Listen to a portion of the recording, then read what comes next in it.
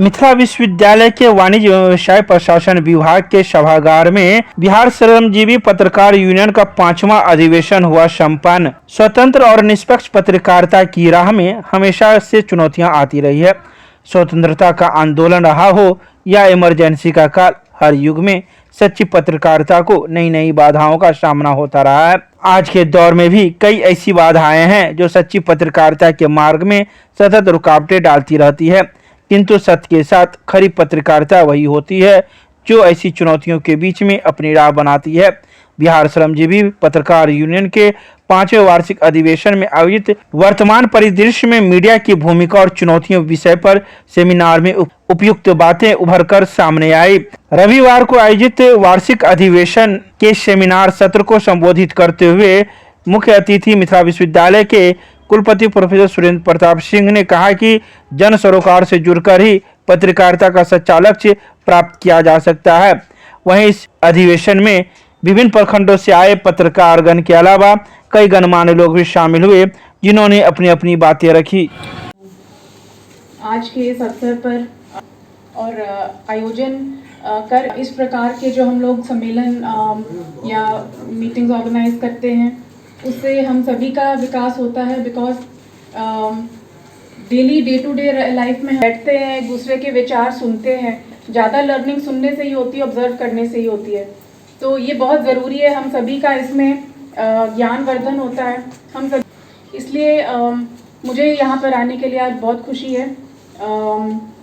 सभी वक्ताओं को मैंने सुना और आज का टॉपिक जो था कि मीडिया का रोल और उसके चैलेंजेस, तो निश्चित रूप से मीडिया का रोल तो बहुत इम्पॉर्टेंट है ही। और इस प्लेटफॉर्म को मैं यूज़ करना चाहती हूँ आज मीडिया को थैंक यू करने के लिए भी। बिकॉज आप लोग फील्ड से हम लोग को न्यूज़ देते हैं, हर प्रकार की इन्फॉर्मेशन को गैदर करते हैं, बहुत पेन्सटेकिंगली गैदर करके हम अखबारों में छापते हैं, उसको रात भर अखबार छपती है ताकि नेक्स्ट डे हम लोग फ्रेश न्यूज़ पढ़ पाएँ। और आजकल ऑफकोर्स डिजिटल प्लेटफॉर्म पे भी हम लोग जैसा हो रहा है तुरंत न्यूज़ जनरेट करके डालते हैं और हम लोग के बीच में इन्फॉर्मेशन लेकर आते हैं। तो प्रेपरेटरी डे से ही और इवन स्कूल कॉलेज में भी न्यूज़पेपर रीडिंग मेरी एक बहुत पसंदीदा हॉबी थी और मेरा दिन भी न्यूज़पेपर पढ़ के शुरू होता था। उसके लिए ऑफकोर्स थैंक्स टू ऑल पत्रकार बंधु जो अपना ब्लड एंड स्वेट दे करके हमारी नेशन बिल्डिंग में अपना सहयोग देते हैं और अपना कंट्रीब्यूशन देते हैं। इसके अलावा जो प्रशासन या सरकार पूरे डेमोक्रेसी की बात करें तो media of course fourth pillar है ही, और अपने आप को एक लिंक की तरह जो लिंक की तरह इस्टेब्लिश करता है कि वो पब्लिक और गवर्नमेंट या एडमिनिस्ट्रेशन इनके बीच की जो समस्याएं हैं या एक ने जो पॉलिसी बनाई उसको दूसरे तक लेकर जाना और लोगों की समस्याएं, उस पॉलिसी में कुछ कमियां होंगी उसको उजागर करना, जिससे कि दोनों के कार्यकलापों में सुधार हो। तो ये वाला लिंक एक बहुत इंपॉर्टेंट है, ये लिंक कभी टूटना नहीं चाहिए। इस लिंक को जितना हम स्ट्रेंथन कर पाएंगे उतना हम लोग के लिए और हमारी डेमोक्रेसी के लिए इम्पॉर्टेंट होगा। कुछ डेमोक्रेसीज में इसको लाइट हाउस भी बोला जाता है, मीडिया को लाइट हाउस बोला जाता है, which is very rightly said.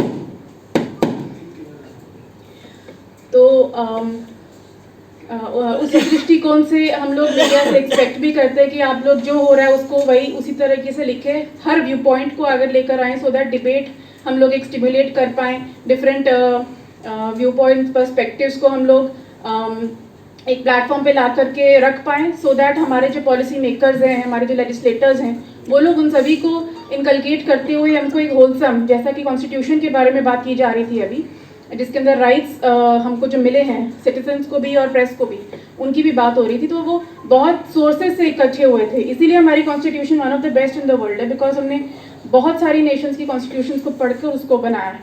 तो इसी तरह हम लोग को व्यू पॉइंट्स भी अपने हर टॉपिक पे इक्वली गैदर करते हुए देने चाहिए, उनको रखने चाहिए।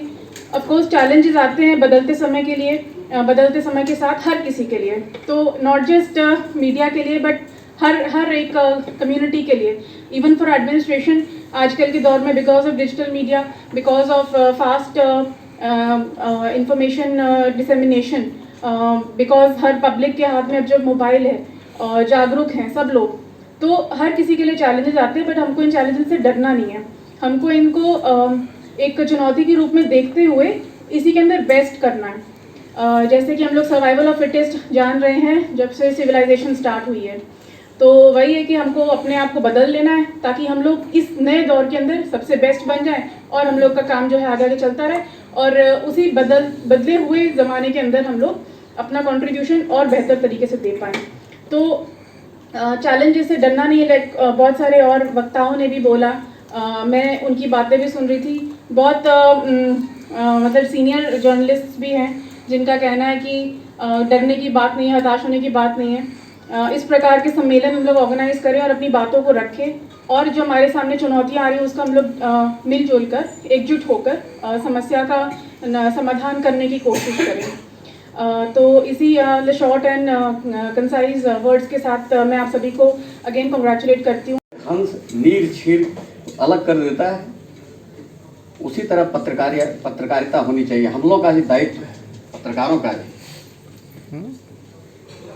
समाचार जो है हम देंगे, उसमें कंप्रोमाइज नहीं करेंगे, लेकिन सीटू जी ने जो कहा है कि उससे अलग रहना पड़ेगा, क्योंकि वास्तविक नेताओं के साथ फोटो ये वो प्रशासनिक अधिकारियों के साथ ये सब अपने को अगर इसमें संतुलित रखेंगे, अलग थलग रखेंगे, क्योंकि उस समय भी आर्यावर्त में जब मैं था तो एक से एक समाचार, विनोद चौधरी चले गए, दरभंगा का एक से एक समाचार प्रकाशित होता था और उस पर कार्रवाई होती थी, क्योंकि ये पत्रकारिता जो ये मीडिया जो है इस समाज का आईना है।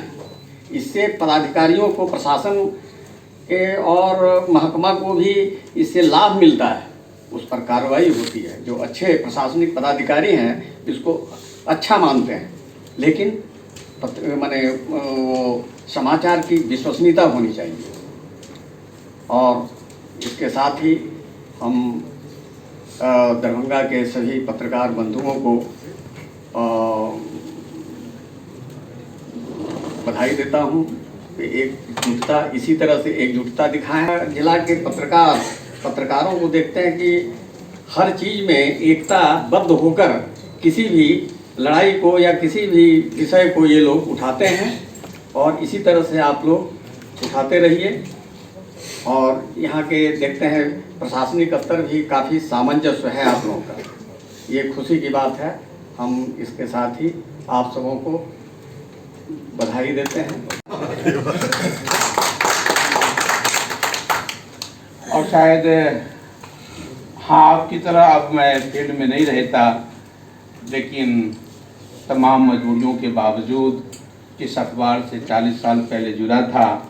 उस अखबार में हर संडे को आज भी लिखता हूँ। आज भी जब अखबार आप पढ़े होंगे करके, वो अखबार इनकलाब अखबार अब जागरण का हो गया है, उर्दू एडिशन। उसमें आज देखिए अभी सारी बातें हो रही थी, खास करके जब हिंदुस्तान के अखबार की तारीख जब पढ़ेंगे,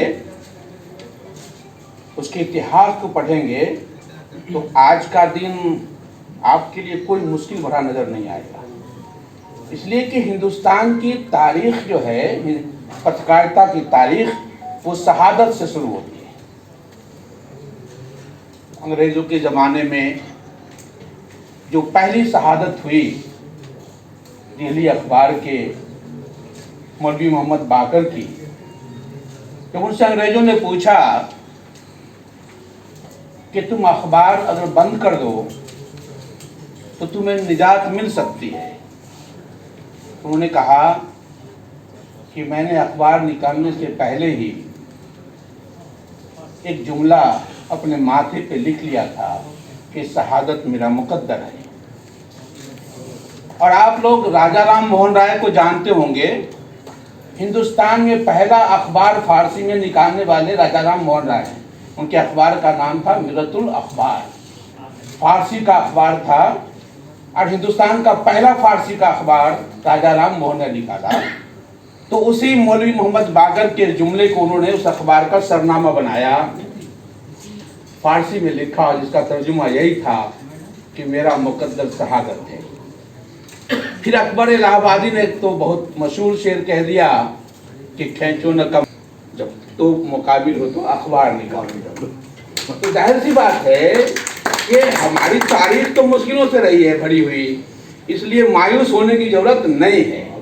अलबत्ता हमारी जो फिक्र व नज़र है उसको मुस्तहकम करने की जरूरत है। मैंने बहुत पहले हिंदुस्तान की सहाफत और मेरा नज़रिया पर एक, जिसमें मैंने ये लिखा था कि हिंदुस्तान में एक गलत फहमी है कि अखबार को तटस्थ रहना चाहिए।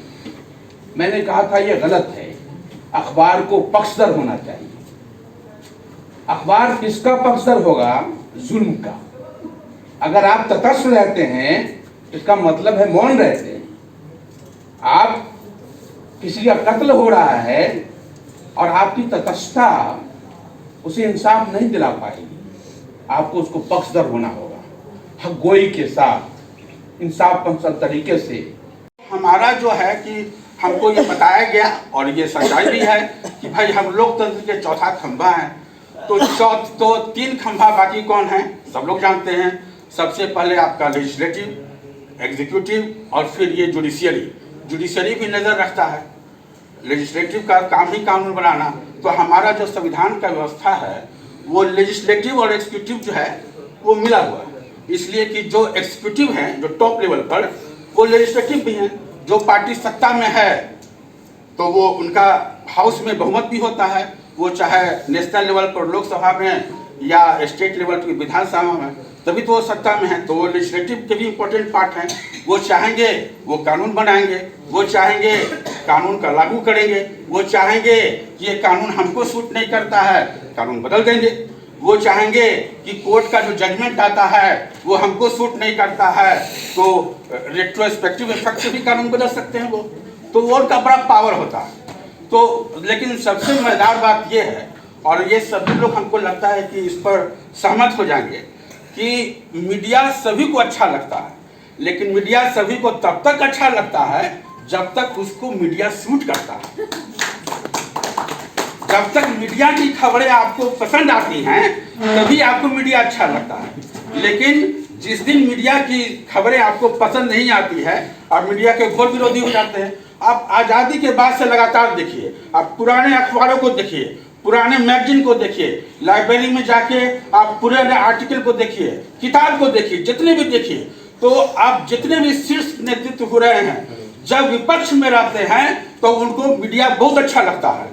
वो बहुत बड़ाई करते हैं कि आपका काम तो बहुत अच्छा है, इसलिए कि मीडिया का काम है आपके जो खामी है, आपके जो दिक्कत है उसको उजागर करना। तो हम सरकार की कमियों को उजागर करते हैं, हम जो है सो सिस्टम की कमियों को उजागर करते हैं।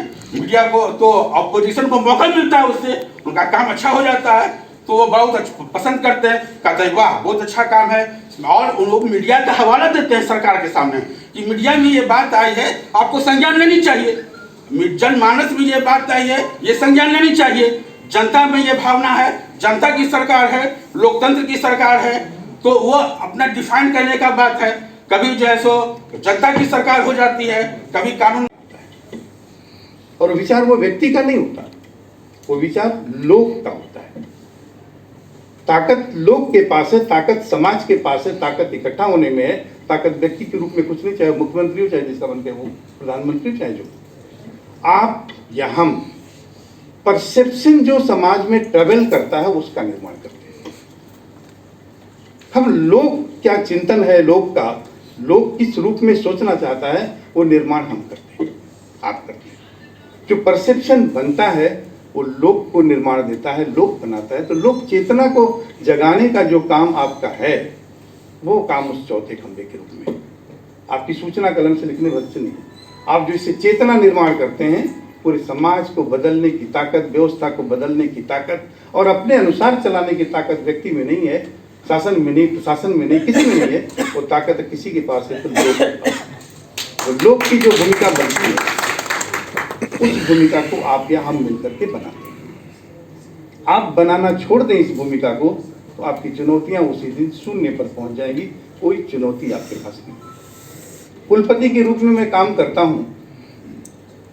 जाहिर सी बात है आज के युग में जितना ज़्यादा आप टेक्नोलॉजी लाते जाएंगे अपने काम में, ट्रांसपेरेंसी उतनी बढ़ती जाएगी और काम करने की सभी ताकत, क्षमता, पारदर्शिता बदलती जाएगी। मिथिला विश्वविद्यालय ने अपने एक सिस्टम जब आप बनाते हैं, बिगाड़ते हैं, तो बहुत समय लगता है। मुझे नहीं पता, आप में से बहुत से दरभंगा के साथी हैं। 1972 का ये विश्वविद्यालय है, इसके 50वां वर्ष हमने मनाया, लेकिन इस विश्वविद्यालय में महाराजा की दी हुई बिल्डिंग के अलावा हमारे पास कुछ नहीं। 50 वर्षों में किसी ढांचे का अगर निर्माण हुआ तो इस लायक नहीं था कि हम उसमें यूज कर सके।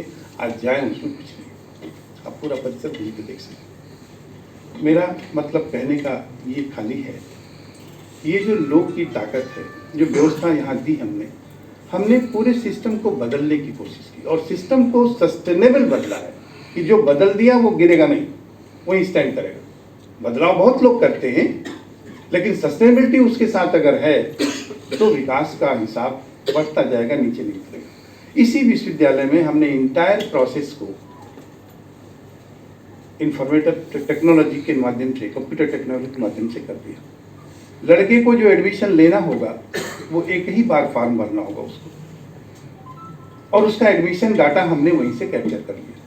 फिर कभी इम्तहान का फॉर्म उसको नहीं भरना है, उसी से हम एडमिट कार्ड जनरेट कर देंगे, उसी से हम मार्कशीट जनरेट कर देंगे, उसी सारी चीज़ें हम जनरेट कर देंगे। तो एडमिशन भी डिजिटल, इम्तहान भी डिजिटल ले लिया। अभी नंबर जो हाथ से चढ़ा के भेजते थे वो भी हमने ख़त्म कर दिया, वो नंबर पोर्टल पे ले लिया कि हर कॉलेज का प्रिंसिपल उस नंबर को पोर्टल पर लोड करेगा, तो सेम डे सेम टाइम पर वो नंबर हमारे पास आ जाएगा। हमें डाटा एंट्री से 4 लाख लड़के का 6 पेपर, तो 24 लाख डाटा एंट्री से हम बच गए और डाटा सीधा हमारे पास है। कॉपी पर भी हमने स्कैन करके कोडिंग डिकोडिंग सब स्कैन से ले लिया, नंबर सीधे स्कैन से ले लिया। तो डाटा हमें तैयार नहीं करना पड़ेगा, सीधे डाटा स्कैन हो गया और वो सारा रिकॉर्ड यूनिवर्सिटी के पास हो गया। तो इंड टू इंड सोल्यूशन एक यूनिवर्सिटी को दिया, तो अब किसी लड़के को बेगूसराय से यहाँ नहीं आना होगा, किसी काम के लिए नहीं किया गया था। तो हम और बिहार श्रमजीवी पत्रकार संगठन के जो भी साथी आए थे, उसमें एक सिंटू तिवारी भी थी। यह महज संजोग है, ईश्वर की कृपा है कि उस बार भी मंच पर मेरे साथ बैठी थी और हम अध्यक्षता कर रहे थे, और आज भी यह गजब संजोग है जो मेरे साथ बैठी थी। इसका मतलब मुझे ऐसा लगता है कि संगठन साथ साथ ऐसे ही बढ़ता रहेगा, कभी संगठन पर। अब मैं जिस कर्तव्य के निर्वहन के लिए आया हूँ, चूंकि समय बहुत लग गया है और बार बार घोषणा हो रहा है आयोजक की ओर से भोजन तैयार है, भोजन तैयार है, और जब भोजन की बात हो जाती है तो हम कुछ सुनने की मुद्रा में नहीं। ऐसी स्थिति में बिना भूमिका बांधे हुए विषय वस्तु पर गए हुए, वैसे भी हम शिक्षक हैं, जो दायित्व मिला है उतना ही निर्वहन करेंगे ना, पाठ्य पुस्तक से तो अधिक पढ़ाएंगे। जो पाठ्यक्रम में लिखित है, जितना रचना है विषय में, तो मैं सबसे पहले दूर दूर से विभिन्न प्रखंडों से आए मफसिल में साधन विहीन होते हुए पूरे जिला को साधन युक्त बनाने के प्रयास करने वाले पत्रकार बंधुओं का धन्यवाद ज्ञापित करना चाहता हूं, जो अपने संगठन के प्रति, संगठन एक अभिभावक की भूमिका में होती है, जो आपके दुख सुख में साथी होता है, और जब आपकी बात को दूर तक ले जाना होता है तो आपके साथ कंधा में कंधा मिलाकर चलता है। जो आप सभी जानते हैं, आप खुद भी पत्रकार हैं, सभी जानते हैं कि पत्रकारों की चुनौतियां जो हैं वो दिन पर दिन बढ़ती जा रही हैं। ऐसे में उनका संगठित होना बहुत ही अनिवार्य है। जिला और मुफस्सिल में हम प्रखंड में लगातार देखते रहते हैं कि पत्रकारों पर हमले होते रहते हैं। अभी आपके यहाँ एक इंद्र मोहन जी पर भी पुलिस की जाति का एक मामला सामने आया है। तो ये बहुत ज़रूरी है कि पत्रकार संगठित हों, साथ ही साथ संगठित हों, और साथ ही साथ जो उनका पेशा है यानी पत्रकारिता है, उसके लिए या उसको ले करके और दक्षता हासिल करें, यानी वो प्रोफेशनल ज़्यादा अच्छे और कारगर साबित हो। इसी के उद्देश्य से ये पूरी मीटिंग जो है वो आयोजित की थी दरभंगा यूनिट में। साथ ही साथ इसमें दरभंगा यूनिट का जो इंटरनल जो चुनाव होते हैं, अंदरूनी चुनाव होते हैं, वो भी संपन्न हुआ। बतौर पत्रकार हम लोग जो है वो ये कोशिश कर रहे हैं कि सभी ज़िलों में, बिहार के सभी ज़िलों में पत्रकार जो है वो संगठित हों, क्योंकि वो संगठित होंगे तो उनकी आवाज़ भी ज़्यादा सुनी जाएगी। अगर हम बिखरे रहेंगे तो हमारी आवाज़ जो है वो सुनी नहीं जाएगी। साथ ही साथ मैं महिला पत्रकार होने के नाते ये उम्मीद करती हूँ कि बिहार के सभी ज़िलों में कुछ न कुछ, या थोड़ी ही तादाद में सही, लेकिन महिला पत्रकार काम करने के लिए आगे आए, क्योंकि महिला पत्रकारों की जो संख्या है वो एकदम नगण्य है।